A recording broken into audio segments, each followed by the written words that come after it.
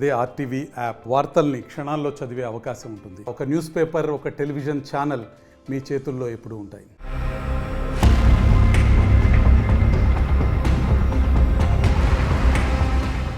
పెద్దపల్లి జిల్లాలో భారీ చోరీ జరిగింది. ఒక బ్యాంకు ఏటీఎంలోకి చొరబడ్డ దొంగలు లక్షల్లో డబ్బు దోచుకెళ్లారు. మొత్తం 2 ఏటీఎంలలో దోపిడీకి ప్రయత్నించగా ఒకటి మాత్రమే సక్సెస్ అయింది. కేవలం కొద్ది నిమిషాల తేడాతో జరిగిన ఈ 2 దొంగతనాలు ఇప్పుడు పోలీసులకు సవాల్గా మారాయి.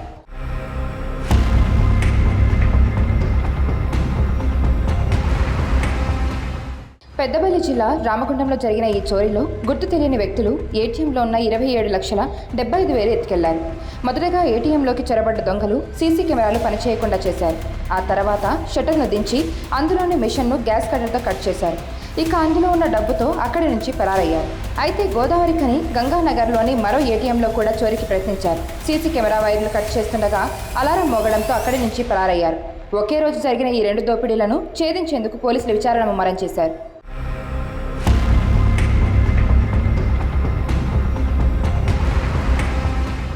ఇక చోరీలో ఉపయోగించిన వస్తువులు దగ్గరలోనే ఒక హైవేపై కనిపించడం తీవ్ర కలకలం రేపింది.